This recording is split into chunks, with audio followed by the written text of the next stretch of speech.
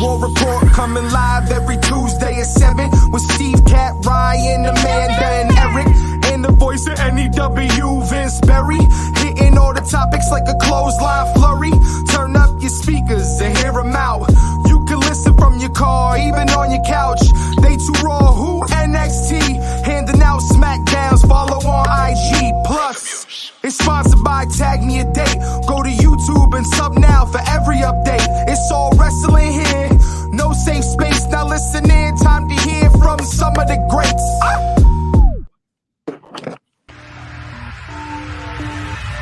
Voices in my head, they counsel me, they understand, they talk to me.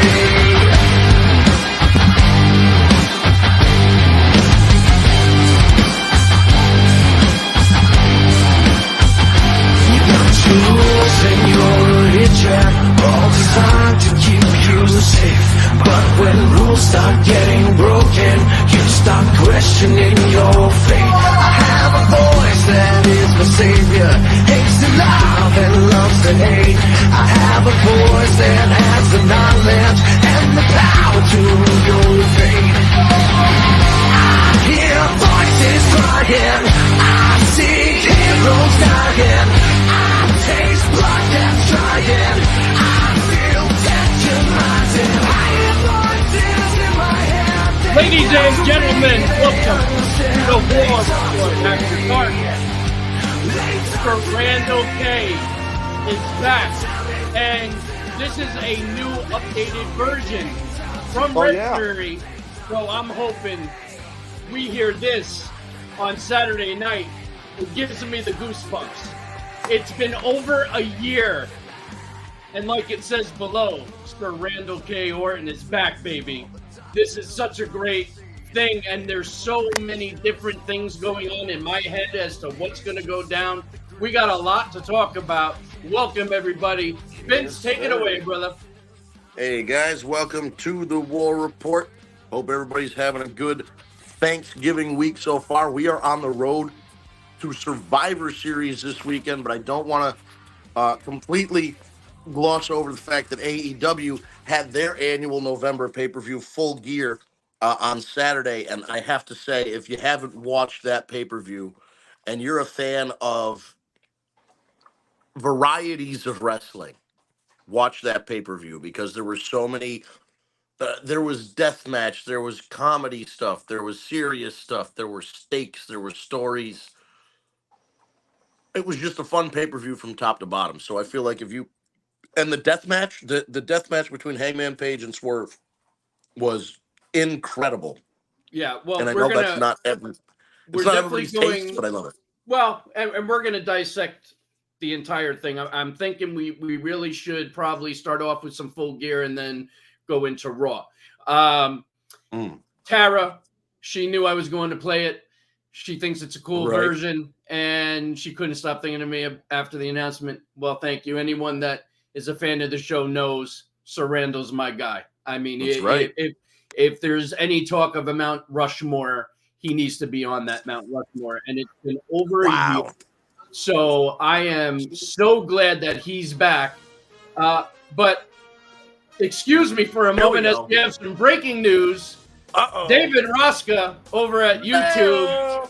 CM Punk is coming back this Saturday night at Survivor Series. I got to tell you, now that I know Randall's coming, I could give a shit less. I think if Randy's coming, that kind of makes CM Punk it wouldn't be him, right? Right. So that almost makes me think now you save, if it's happening, at this point you save him for the Rumble. Right. Also, David Rosca, Trish Stratus will come back this Saturday at Survivor Series to Cosaway Stark.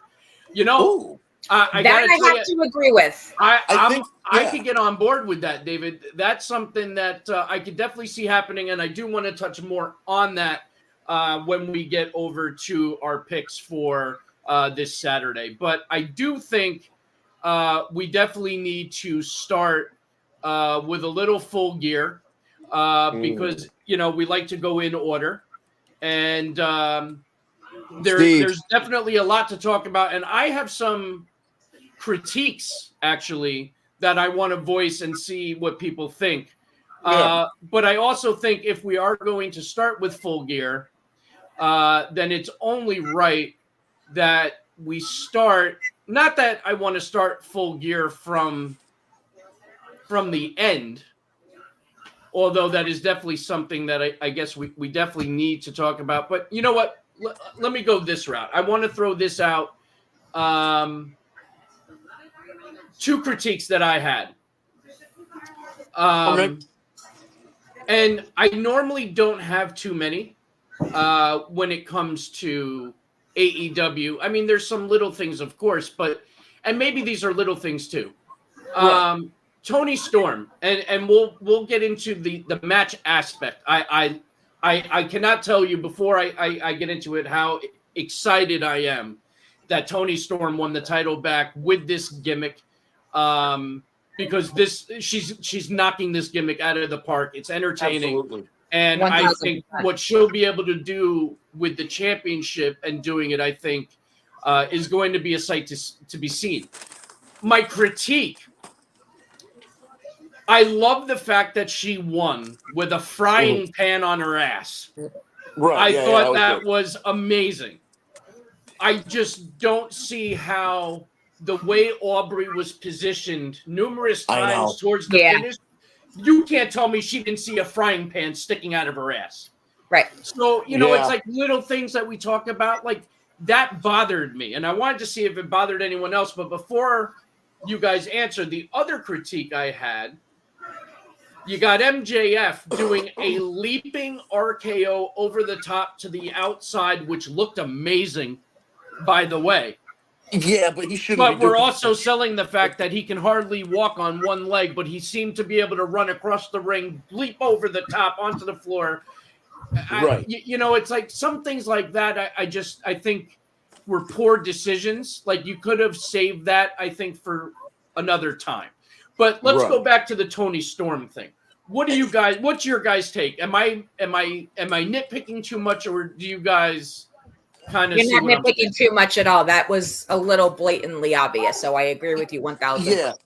The first when it first happened, the thing that I was more concerned with was that when she was lining up to do that butt attack, I was like, oh no, that thing's gonna fall out of her pants. Mm-hmm. And she like reset and she did this thing, and the whole crowd laughed when she did the thing where she like reset the thing that was stuck in her trunks, which was like kind of a nice save.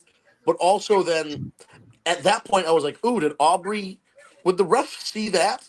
So was Aubrey, did Aubrey just like not see that? And then the pin came after the finishing move.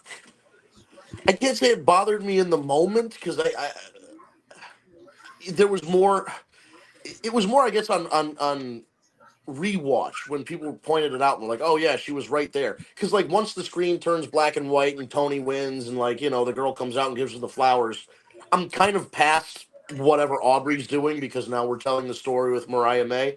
It's annoying for sure, and it needs to be cleaned up. And I don't know. In that position.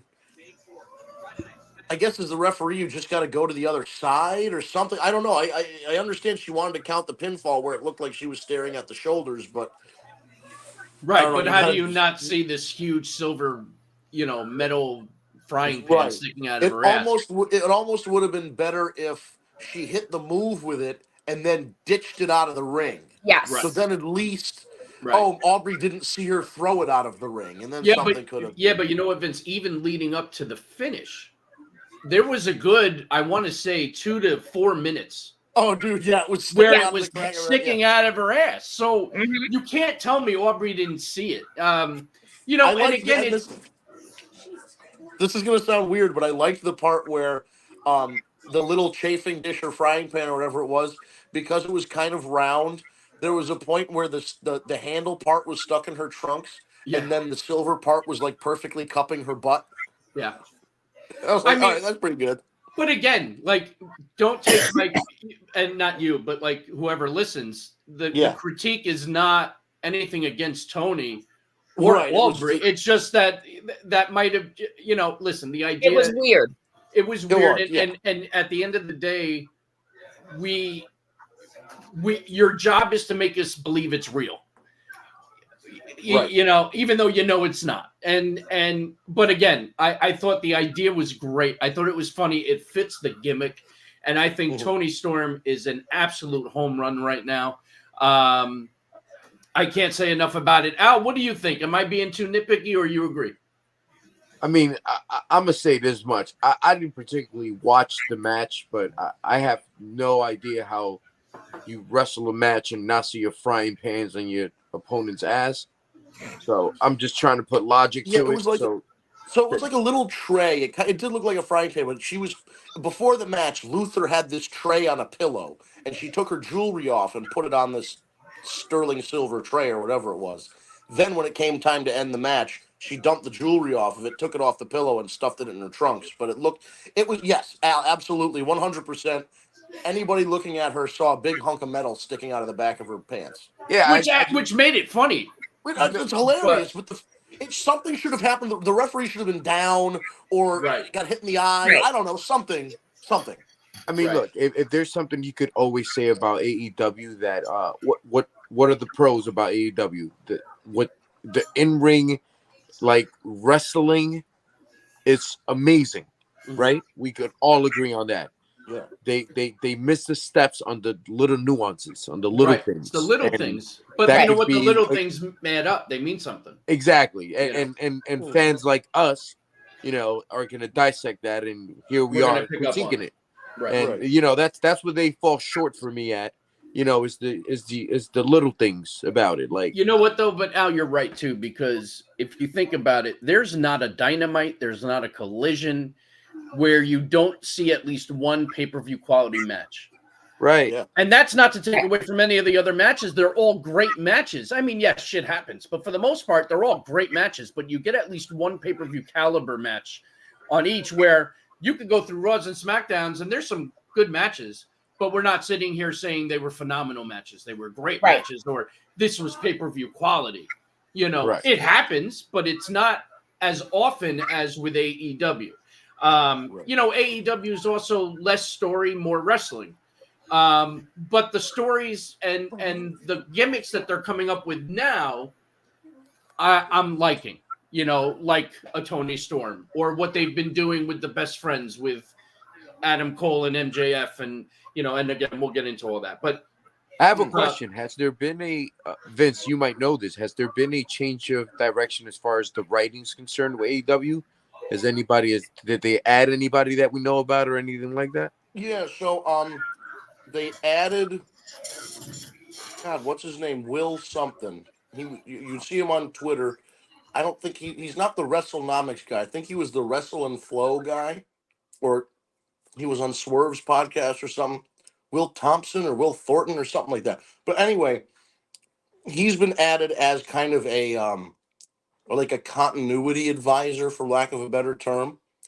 So he's very good at remembering details and remembering things that happened in prior episodes and storylines and stuff, so that when Tony or whoever's pitching the idea comes up with it, he'll look back and say, oh, no, well, a couple episodes ago, so-and-so, you know, let's just use a hypothetical. Oh, Anna Jay interacted with Julia Hart, so it wouldn't make sense for her to interact with Chris Statlander. She should go back to talking to Julia. So he's like somebody that remembers those kind of details, or at least can do like the research to kind of figure out if there's a story, how they can kind of make it make sense. And I feel like... So he's like a walking diary. Yeah, he's like an encyclopedia guy. You got all the agents, like you got Dean Malenko back there, you got Jerry Lynn back there. You have Pat Buck, who left WWE around WrestleMania last year or the year before.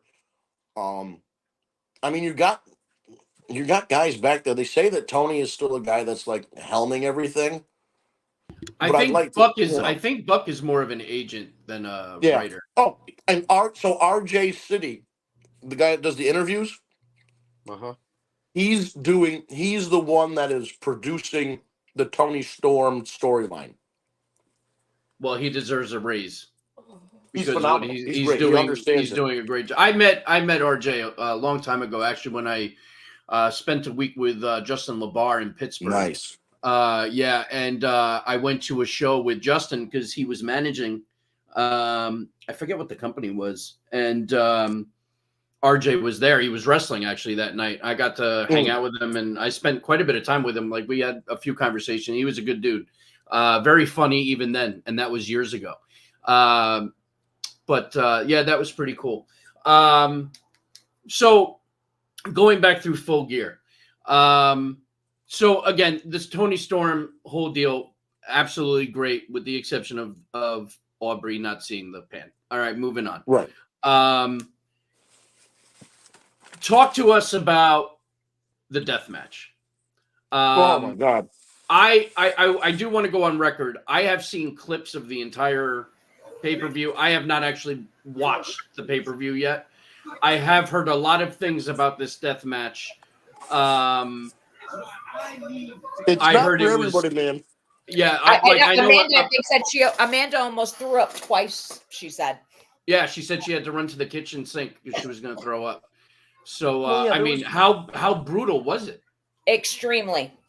The match started out with Hangman not even waiting for his music. So first of all, Swerve had a big dance number where Prince Nana came out and danced with 4 Nitro girls, basically. He's hilarious, by the way, Prince Nana. So they come out and do this big dance, and then they part the seas almost, and Swerve is standing behind Nana like a fucking supervillain. He walks to the ring slowly. He's awesome. He's soaking it in. Hangman's music doesn't even hit. He just runs to the ring and just starts beating the shit out of Swerve. Hits him with a buckshot like right away. Takes out a staple gun and then a finger painting that his child drew, and started stapling the finger painting to Swerve on his chest and his arm, and he kept hitting him with the staple gun and leaving. This was not a gimmick. He was leaving staples in his pecs. He was leaving staples in his arms. He took He one of the stapled it producers- to his face. Yeah, he took a piece of the producer's like run sheet and stuck it in his face and stapled it to his cheek, and it stayed there for a very long time. What? Yeah. I think he got one on both. He got like the finger painting on a cheek, and then the producer's run sheet, like the piece of the script or whatever, on the other cheek. It was, and then at one point, That's crazy. At one point, Swerve almost got used to the pain, so he grabbed the staple gun. And start stapling. He started stapling himself. Yep. He's fucking crazy. There's a point where they're both busted open. They're bleeding like stuck pigs. Hangman Page starts drinking his blood, like literally drinking Swerve's blood. I don't know. That would have made me throw up. That's fucking disgusting. That's a touch. That was the mild part. Yeah, Drinking somebody's blood is not a mild part. That's fucking Compared to what happened throughout the match, yes, it is. They were using freaking cinder blocks. Oh yeah, they use the cinder block. They're not real cinder blocks. Vince. I know it's probably not a real cinder block, but still. It can't be a real cinder block. But that was still pretty heavy shit. Let's see. I The gotta chair find was clips. completely wrapped took in a shit- barbed wire. Oh yeah, All lots right, of barbed wire. He wrapped the barbed wire around his arm at one point to do the lariat. Yeah. Jesus Um, Christ. Did Hangman win? He No, won, right? No. Oh, he lost. Swerve he went over. lost. Oh, that's awesome. I'm a big fan. Surprisingly, I thought, because the whole story was Swerve broke into this guy's house and Right. like put a T-shirt in his baby's crib, so he's like mad. It ended up being that Swerve grabbed a chain from under the ring, and the tie-in was that in another Texas death match, Hangman used the chain to choke out Moxley. So this time, Swerve used the chain to hang the Hangman and choke him out, so he couldn't answer the 10 count. That's But great. there were plenty of times in the match where they were both down, and it could have ended in a draw, and one of the guys gets up, or like one guy's kind of standing and the other guy's down for 8, 9, and then hops back up. Or Prince Nana would pull Swerve out of the ring so he was back on his feet. Yeah, so he was standing there. Yep. Prince And Nana then- took a dead eye, that almost like the beach break, the backwards tombstone thing, off Yep. the apron through a table, and I thought Nana died. I thought he was dead. And then Vince, to talk about the irony of what the whole fight between Jack Perry and CM Punk was all about, we get freaking glass in the ring. Oh yeah, we got glass. The We got a whole little bit of argument everything. between Jack Perry and CM Punk was about using glass or not using glass. And then what happens in this death match? We got glass. But I think, the Jack Perry wanted to use real glass. These guys probably used sugar glass. But I Right. don't No, know. I get it. But I'm just saying, just the irony of the whole thing. Oh yeah, this was it reminded me so much of an old Mick Foley Terry Funk match, Yep. or like if you watched CZW Combat Zone Wrestling in like the mid 2000s when like John Moxley was there before he was in WWE and used to take like weed whackers to the chest and all that shit. Like it threw me back to those kinds of just beat the shit out of somebody, bleeding buckets kind of death match. It's not something you should do every month. It's not something you should do every 2 months. It's something that should be saved and reserved. But these guys took that and just it had acts. It was like a movie. It had 3 parts. It was almost an hour long. It was basically a short film. And there was a point where I thought the match was over, which generally ended up being about halfway or 2/3 of the way through. And they did a complete reset. And I'm like, oh my God, they just reset this whole thing. They're going again. And then they did another like 10 or 15-minute sequence before they went to the finish. It was fucking phenomenal. Yeah. Yeah, I'm definitely gonna have to go Amazing. back and watch this one. Again, that kind of shit's not for everybody, but like if you can separate the goriness and all that stuff from it, the actual wrestling and the athleticism and the ability to do the stunts and the risks that those guys took. There was a point where Hangman had the barbed wire around his head, and as Swerve was pulling it off of his head, it got caught in his hair, and you could see there was a real moment where Hangman was grabbing his hair, and Swerve was kind of like, "Oh shit, I'm pulling this guy's hair out," and they had like a moment of, "Okay, let's get this out of your hair," and then move up. Like it was too, it was, wow, it was just wow. It's amazing. We talk so much, and this goes for both AEW and WWE, that a lot of it is just so damn predictable. A lot of the times we go into these pay-per-views and we go into it thinking it's so predictable, and most of the time it is. This pay-per-view was not so predictable because a lot of the way we thought things were going to go didn't, such as Swerve going over number one. For sure. But there was a lot of question. Are we going to see who's under the mask? Is it going to be revealed that it's Adam Cole? Is he going to turn on MJF? Is MJF going to be able to wrestle the match? Is MJF going to lose the title? And it wound up being something that we expected because they're still best friends. Nobody turned, and we still don't know who's in the match. So yeah, I mean, we don't know. We there's still, they left a lot of questions. MJF is still your champion, and our douchebag, and our favorite douchebag / scumbag. He is everybody's. But I still go back to that spot, which was amazing. But again, poor decision, in my opinion, to have him do that when he almost didn't even compete in the match and defend his title. Adam Cole was going to fight for him because he couldn't Right, go. on one leg, yeah. Right. So, but I am happy that MJF is still the champion. I would have been okay with Jay White. Oh, for sure. But I am still on the MJF tour, And I have a question, though. Yeah, go ahead, Al. As hot as Swerve Strickland been, would you be mad if he dethrones? Nope. Not at all. Yeah. Not at all. I think he has earned. I think he's so due, man. So due. I think that death match, first of all, I think that death match was so good that MJF and Jay White knew that if they went out there and had a regular wrestling match that was just straight up one-on-one match, they weren't going to be able to top that death match. So that's why I think they did more of a storyline match with Max getting injured earlier in the night and getting stretchered off and all that other stuff. So I think they did that knowing that they couldn't technically match it. So they wanted to do something intriguing. With that being said, Swerve had such a star-making performance that before this, before Saturday, I would have said 100% Adam Cole is going to somehow get the title off of MJF. After Saturday, it should be Swerve.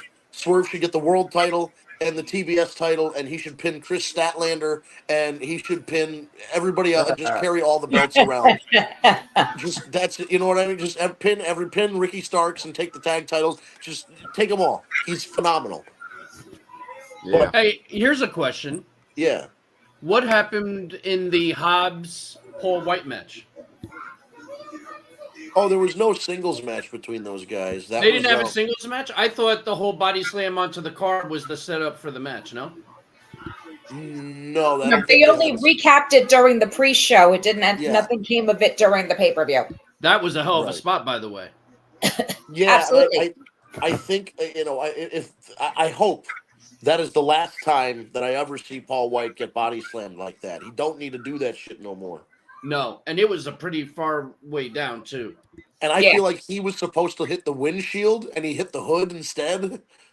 That couldn't have felt good. I want to say because he had the suit on, he probably had padding on his back. I hope. Oh, he always has padding whether he has the suit on or not.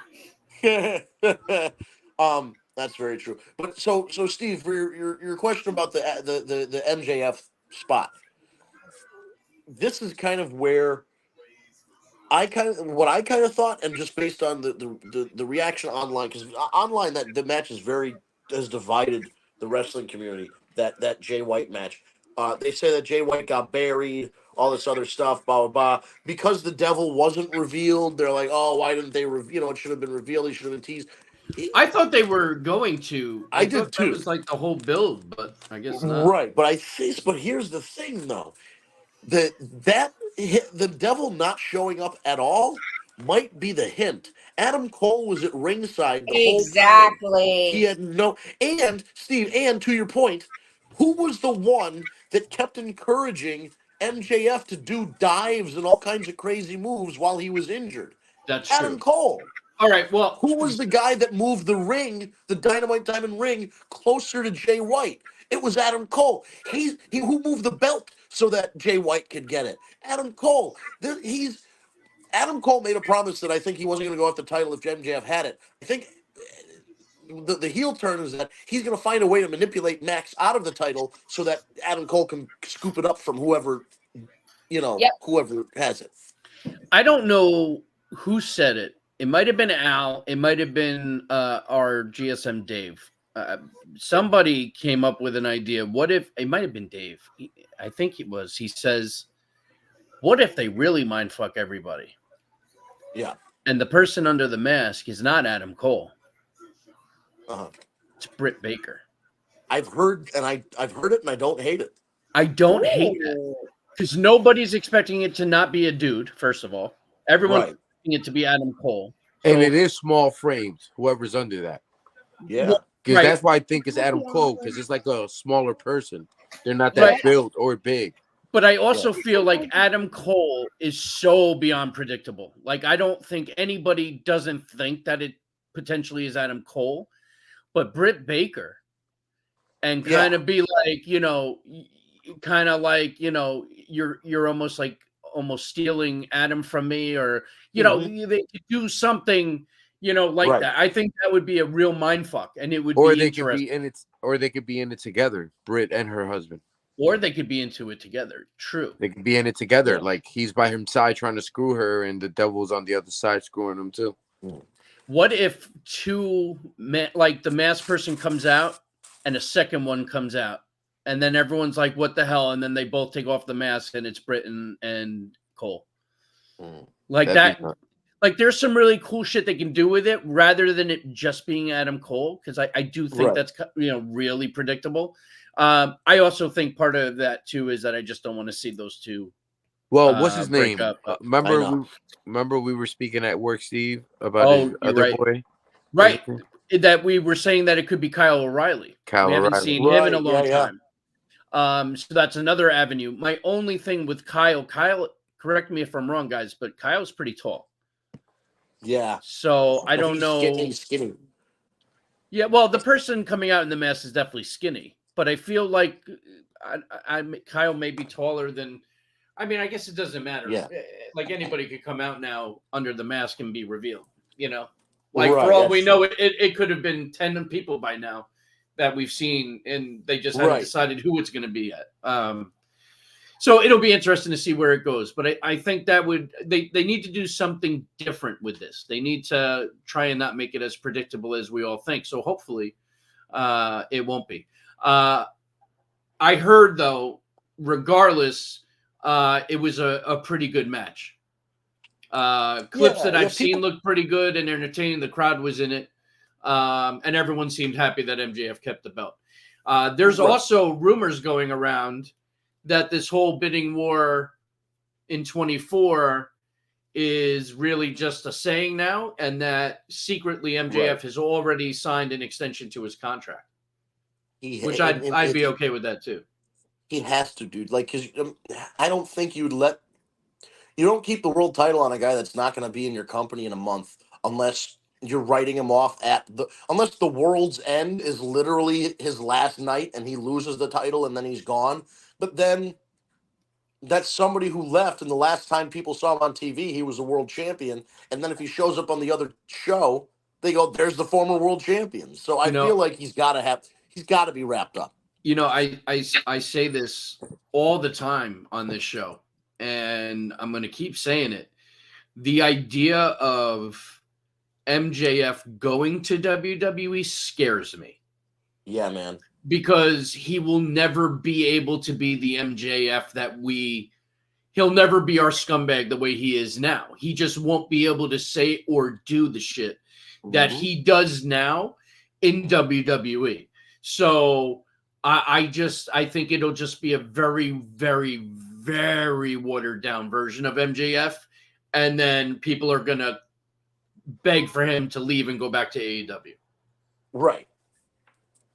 I agree, man. I think that the creative freedom, which some guys aren't as into, and they need a little bit more structure, and which is why you go to a big corporation like WWE. They've got it down to a fucking science, literally. That's great if that's the system you thrive in. I think Max, as a performer, as a not just as a wrestler, but like as somebody who has acting aspirations and has done theater and done music and done all the other stuff, he understands creative freedom and being able to portray the character in a way that you think is the best way to portray the character. Money's money, but if you're not creatively fulfilled or it's not panning out the way you want it to pan out, I can see why you'd want to stick with stick with AEW over WWE, because especially him, with the goodwill that he's built up. And that's the other thing. He doesn't have the goodwill built up with Triple H or Shawn Michaels or any of those guys. He has a lot of goodwill built up with Tony Khan, to where Tony Khan trusts Max to have a hand in his storylines and give opinions and say where it should go and the way the promo should go. So you're turning a lot of that in for a gamble of going to WWE and you could be the next Cody, and that would be great. Or you could be any number of guys who flipped from TNA or flipped from WCW or flipped from the Indies and is a perennial NXT lifer. Oh, and by the way, Dave Meltzer reports that the WWE Performance Center officials finally saw Jade wrestle. After putting her on TV for a fucking month and a half or whatever, they finally watched her wrestle and said she wasn't ready. So now she's off TV and back in the fucking Performance Center. So, you could be that. Max could go from world champion to, you're not ready to get out of the Performance Center. You know what, though? After being undefeated for forever. I will say this, though. Great job by WWE. Don't put her out there until you are confident that she's ready. Exactly.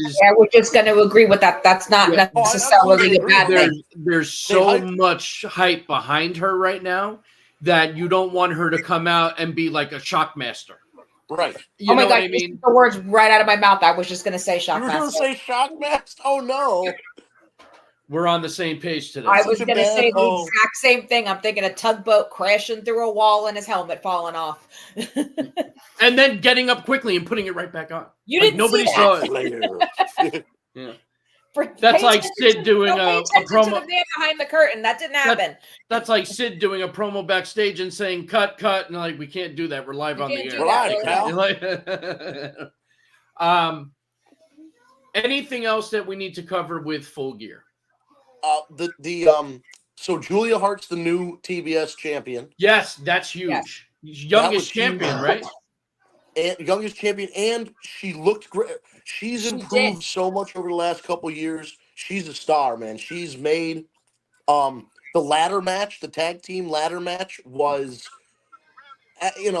obviously WWE TLC matches with Edge and Christian and the Dudleys and all them and the Hardys are considered the top ladder matches of all time. And I don't think anything could ever touch those. But if there's a layer just below them, this ladder match was really fucking good. It was a really good ladder match. And so was also one other highlight match of the night. Adam Copeland, Sting, Darby Allin. Yeah, that was fun.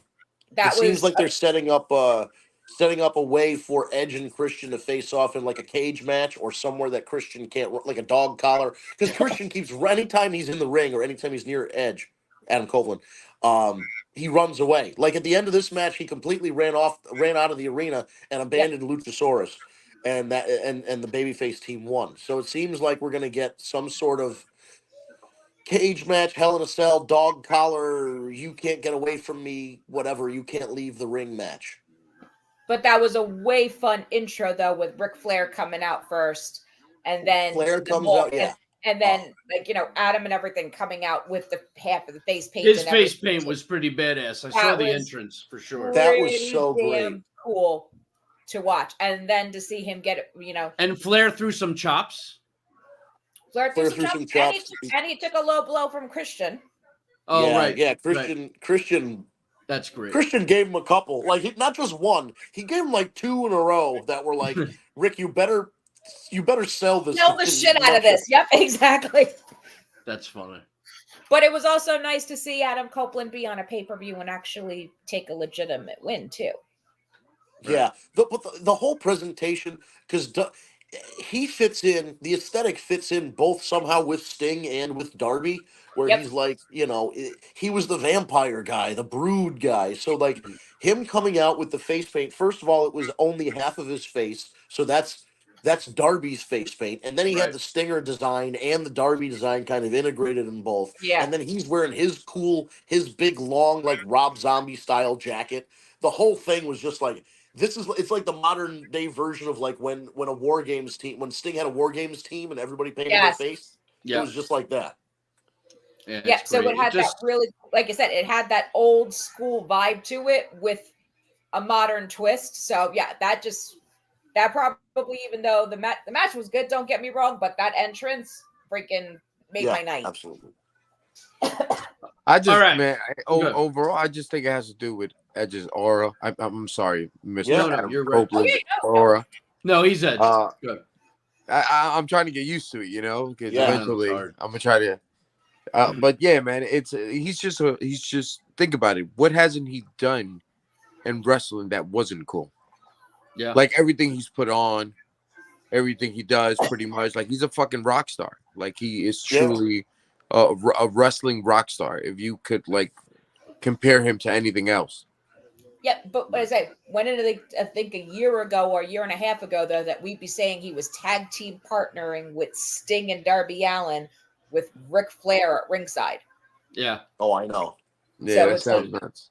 It's like, I said, maybe it's because I'm a diehard Adam Copeland Edge fan or whatever, but like that just was so freaking epic. I was smiling from ear to ear from the minute they came out to the whole match, everything. It was just like, it was one of those, sounds corny when they're beating the shit out of each other, but that was my happy match. Yeah. Are we ready to shift gears? Yeah, I think so. The only thing else I could think of is the Young Bucks and which Kenny I also Omega. heard was great. It was. Yeah. So it started off a little slow because it was right after the death match. So the crowd was Right. just stunned by They the were end of the match. exhausted. Yeah. So they took about the first 10 minutes of the match, the audience took a breather. And then there was a point where Kenny Omega hits this comeback on the Young Bucks, and everybody in the stadium woke up. It was just Yep. like, it was all because Kenny Omega is that fucking guy. Like, Kenny Omega is amazing, and he brought the crowd back. Of course, the Bucks always, the Bucks brought their usual stuff, and then Jericho. I mean, people talk shit about Jericho. He's too old. This, that. He's out of shape. He went out there and he fucking. He sold Man, the I'm shit out 36. of that match. I'm 36. I don't think I could do half the shit that guy does moving around. Nope. I'm very impressed by how like he was able to lose a lot of weight, and I guess he had like a heart scare and all that. So like maybe that helped him out to lose some weight and get in better shape. But whatever it is, man, I don't care how long you wrestle. Wrestle as long as you want, buddy. You're not like Ric Flair out there literally having a heart attack during the middle of the match. Absolutely. Yeah, but yeah, if you want to, so Survivor Series is coming up. Is it Saturday or are they keeping it on Sunday? Saturday. Yep. 2 teams of 4. I think, gentlemen, you know how this goes.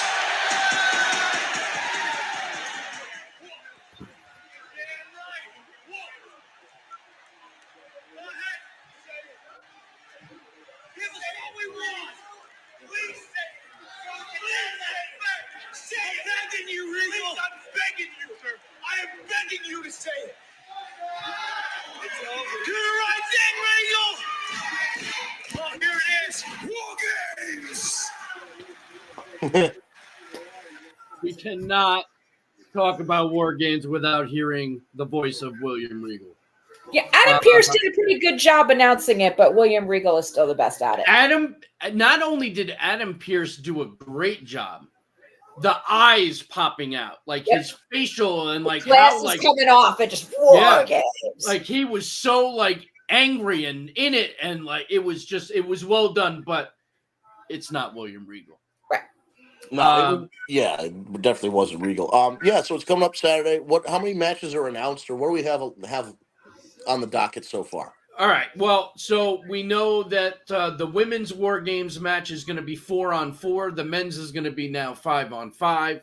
Mm-hmm. So we'll break those down. We also have what are the other matches? We have the Miz and Gunther.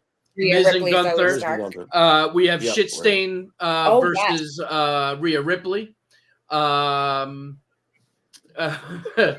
was like, Shinsuke Nakamura. No, that's wrong. Don't you have Ibar and what's his name? No. Ibar and Bronson Reed.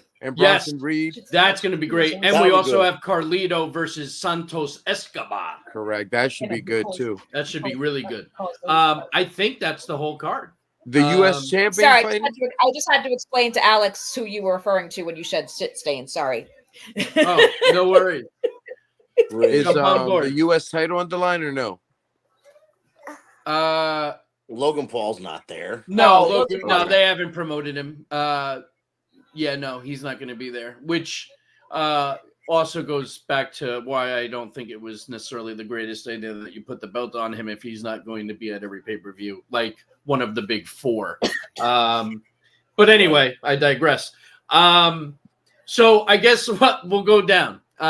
So we do have, let's break down the War Games matches. So let's start with the women, the 4-on-4. We have the new and improved Damage Control versus Charlotte, Bianca, Becky Lynch, and the one that just makes no sense to me and doesn't get me excited at all about the match, Shotzi. I just, when you hear Bianca and you hear Charlotte and you hear Becky, to me, Shotzi doesn't belong in that lineup. It's like the picture of the dragons, like the three dragons that you got, like the 2 series ones, and then you got the dweeb one, the one that looks all cockeyed. Right. Yeah, that's exactly what this team looks like with her. The other night, when Shotzi first came out to make the big save, no crowd reaction. Nobody gave a shit. Like, that's who you're sending out for the save, Shotzi? Like, She does nothing for me. She's not terrible. I can't get behind her. She annoys me. And I don't think But who would you put in there as their fourth then, just out of curiosity? That's a fair question. Who would I put on there? No, Jade's not ready. Jade's not ready yet, but good guess. That is a good guess. I would say. What about Mommy? Well, but she got a match, but she's wrestling Shit Stain. All right, Shit Stain. Yeah. And you're not gonna, and you're gonna put her on. You're gonna put her on the face team. Oh no, that's true. I'm sorry. Right, it's got to be a face. Liv Oh Morgan my God, returns. yeah. Liv Morgan returns.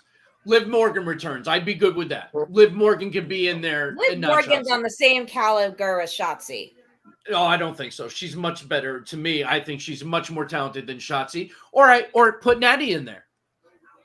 Put Natty in there. She jumps from heel to face every week, so you can make that work. Yeah, that's true. I think she'd probably get the same crowd reaction as Shotzi is, though, because everyone's either really. But I would care more. I don't care about the crowd. So that's the most important thing. So there we go. Yeah, you personally care more. All right. But I don't. But anyway, but I do think that's going to be a great match. It'll be interesting to see how Becky and Charlotte get along, because they did bring up the fact that Charlotte had to make the call to get her to come, and they have their history. So, have you seen that TikTok video about that? By the way, yes, I did. That was great. But I do think, I think the face team goes over. I think the one that gets pinned is Bayley. And I think Bayley is ousted the very next night of Damage Control. I was going to say she's out. She's out of that Damage Control group for sure. And I think that gets solidified when she gets the pin and she loses the match at War Games. She'll get blamed. And I think that's how they're going to oust her.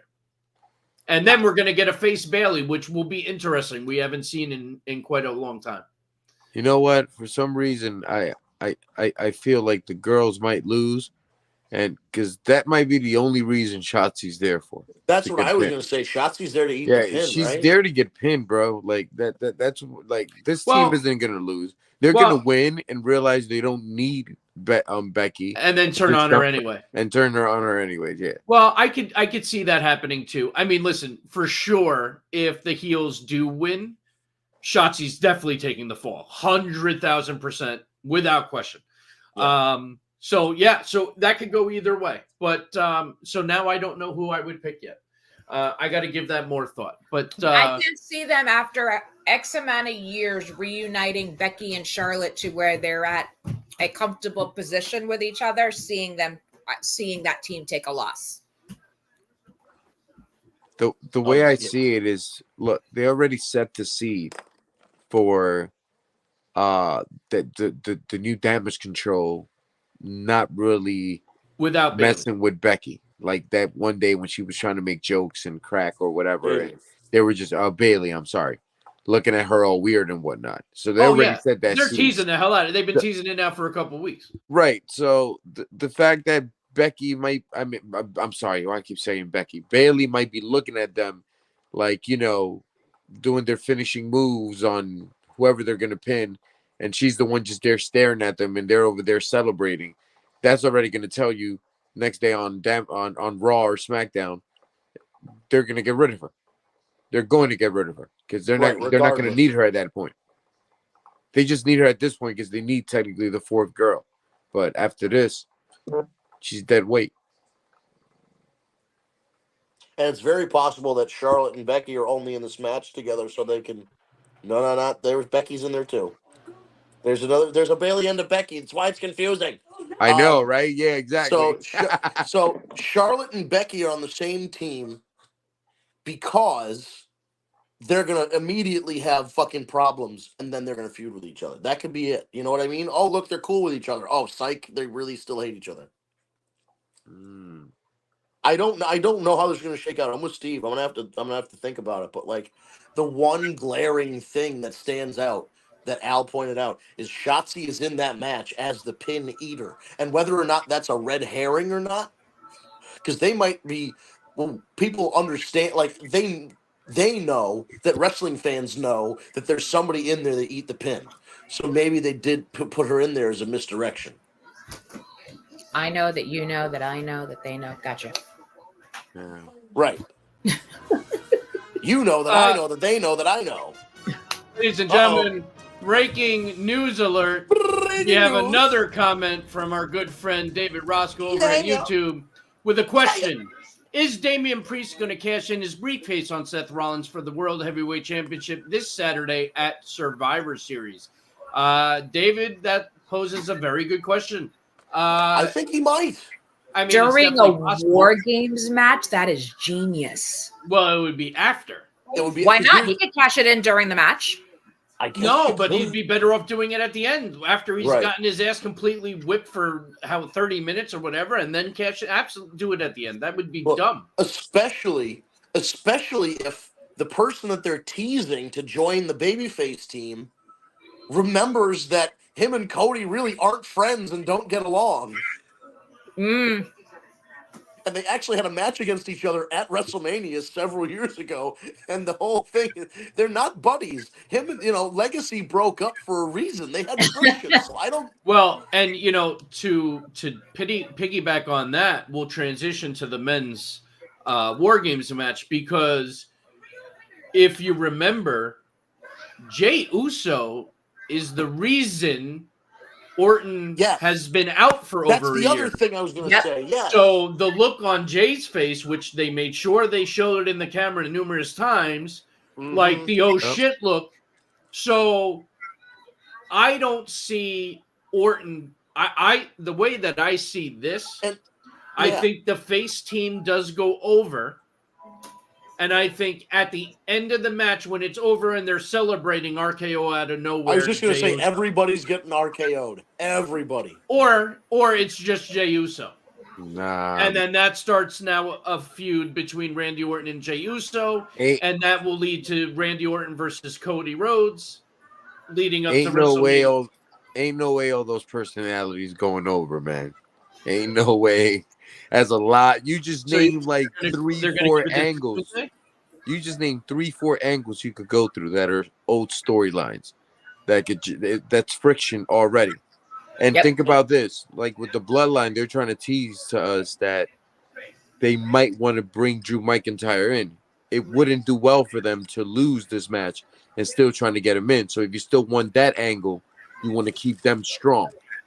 And you don't lose anything on the face side by making them, lose this match, because all you're going to do is create storylines for them on their lonesome.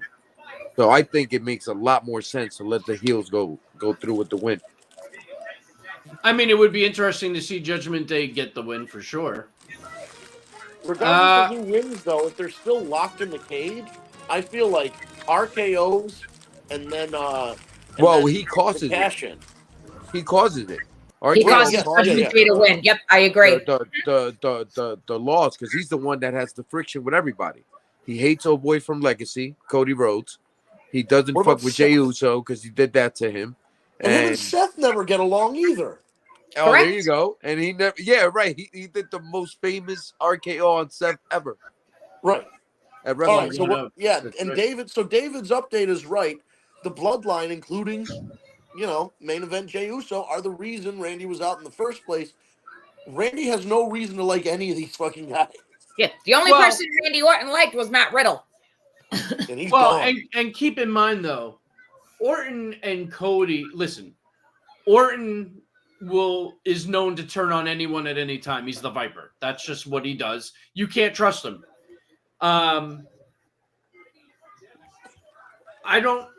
It's going to be very interesting to see how it goes, because I could see him turning heel by the end of the match.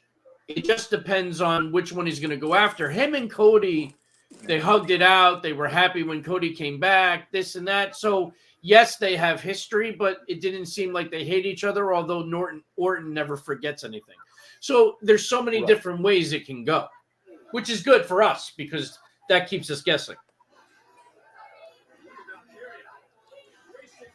Definitely. Yeah, and I think the other thing I thought was interesting is that Drew clarified his position that he is not in Judgment Day. He is Correct. just on their War Games team.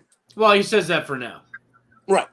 But I think there's potential there where if at the end of the night, in the middle of this cage that everybody's locked in, that through a series of Claymore kicks and RKOs, Damian Priest is able to cash in and win that title off of Seth Rollins, that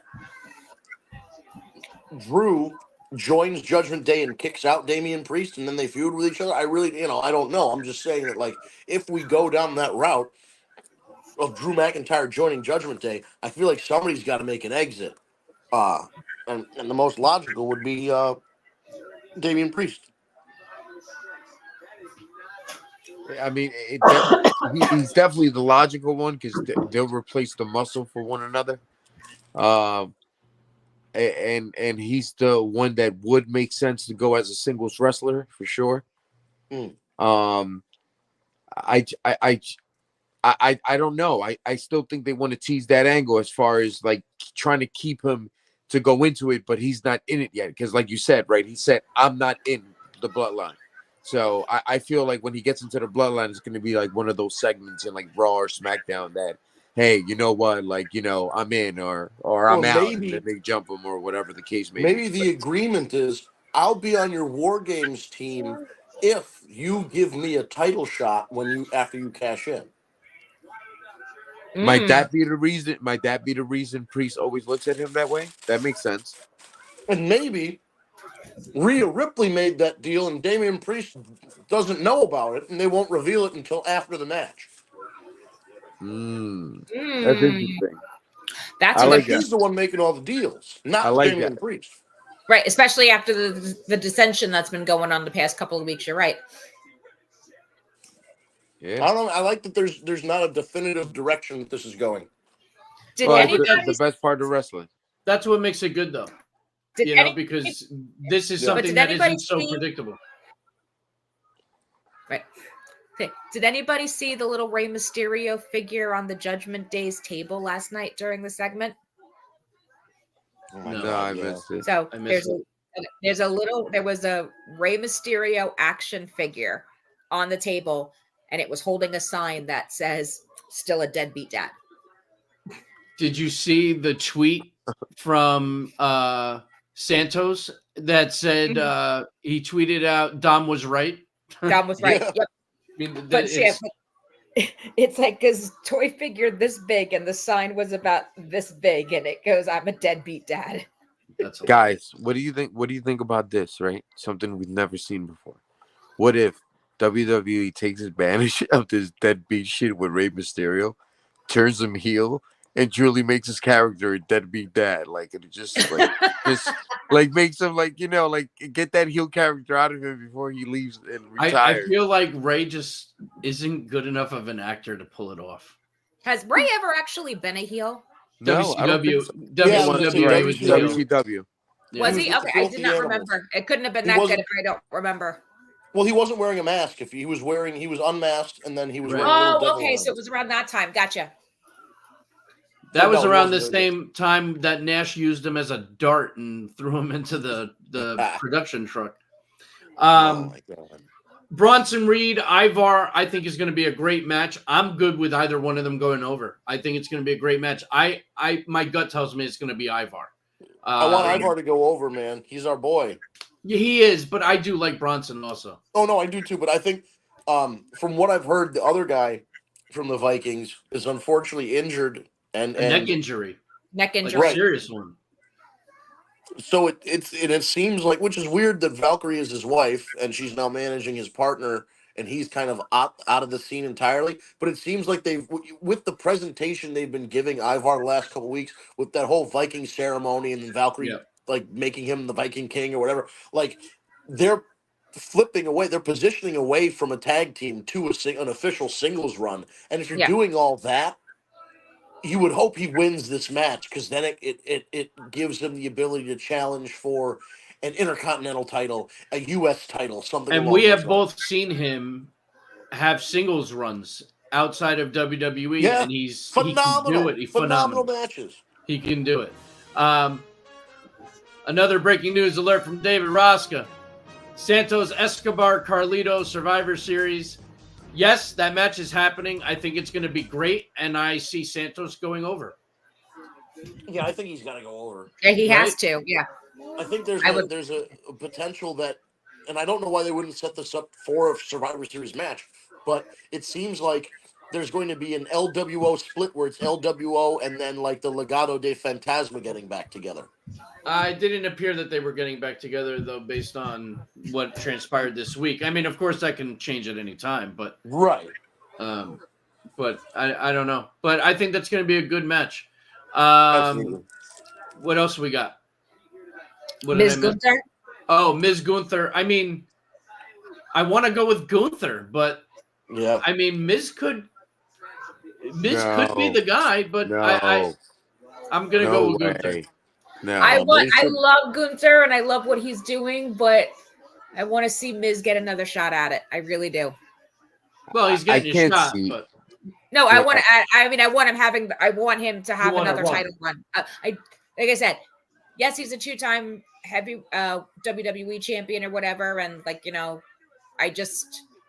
he did do a lot for the Intercontinental Belt, and he brings a lot to the stage. So to see him front and center in a match again or whatever like that for a title, I would love to have him in the title. Like, yeah, but I mean, also, is he the guy to beat? Like, do you? nobody's wouldn't been you able to want- beat Gunther, but it's gonna be Miz. Like, Wouldn't you want somebody upcoming, like a Braun Breaker or something, to be the guy? You know, something like that. I Or agree. I agree. But like I said, Chad if Gable. they're gonna put Miz in this spot, You I wanna want him win to it? see him win. If it was somebody else or whatever, like, don't get me wrong. If you ask me who should be the Intercontinental Champion besides Gunther, I mean, aside from when they set up this match, I would go with Chad Gable 1,000,000%. Right. Like, I would no go with one- Chad Gable. I would go with Bronson Reed. I'd go with Ivar. I mean, any of those guys are worthy of holding that title. David Roska thinks Gunther's going to keep the title at Survivor Series. I agree. I think so. Gunther keeps it. Yeah, I do too. like I said, I don't disagree with that. I just said I think I would like it, but I'm still going with. I Gunther. wouldn't hate it. I Right. like Miz, and listen, you got to respect the guy. This is a guy who came in, had no respect from anybody in the back, worked his way up to main event and become a 2-time world champion, plus being a Triple Crown multiple times over, to then get kicked all the way back down to the bottom of the roster pool. To now climb all the way back up and be in a spot at one of the big 4 pay-per-views against one of the greatest IC champions of all time. Yep. I mean, you got to give the respect where respect is due, and Miz deserves all the respect in the world. Right. So yeah, and I that's where can't be mad with it. Yeah, that's where I'm more like I would love to see him get it. I don't think that's how it's being booked, but I wouldn't mind seeing it. Roska thinks Bronson Reed is going to be the guy to beat Gunther for the IC champion. I Very don't possible. know. It's not impossible, and I wouldn't hate it. I'd be Don't okay hate with that it. either. Yep. Nope. I think other than that, I think we covered pretty much all the matches. Steve, do you think that Zoe Stark is going to beat Rhea Ripley for the women's title? Oh yeah, we forgot about that very important part. Is it at the main event? Yeah, I think that's what, I heard Thank it was a you. 16-minute Iron Woman match. Thank you. Oh, thank you. Shit stain start. I'm telling you right now, anyone that listens to this show, if Shit Stain wins this match, Uh-oh. make sure you tune in next week. Oh yeah, that's true. Because Oh, if boy. you think you've seen me flip off the handle before, you haven't seen a thing yet. So hopefully Shit Stain will remain a shit stain and get flushed down the toilet. And on that note, we are above the top of the hour. Stop saying the name. Just say the real name all the way. Keep Her saying real the name is Shit Stain. You're getting fired from this podcast for sure. It's my podcast. Yeah, he's the boss. Yeah, you're gonna It's get me so fired. funny. if He you wants do you to something use the like that. regular name so people know who you're What? talking She to. doesn't deserve to have me say her name. If you listen to the show long enough, you know whenever he says Shit Stain, he's referring to Zoe Stark. This is Correct. This is a thing now. somehow. But all right, yeah, I guess we are past the top of the hour. Thank you guys so much for joining us on another edition of the War Report. We go live all over different streaming platforms, 9 p.m. Eastern time now. If you're listening live or watching live, congratulations, you made it after daylight savings time. You survived. We're on live streaming on YouTube, Twitch, Twitter/X. We're on Steve's LinkedIn. We're on a couple Facebook pages. Best way to follow us is at TagMeADate. Most social media is at TagMeADate. Instagram, TikTok, Twitter, Facebook is also TagMeADate. You can also put in the War Report. There's another group that's just for like listeners of the podcast. So there's that group as well on Facebook. Twitch.tv/War Report, WARREPORT. Everything else is at Tag Me a Date, including our YouTube page.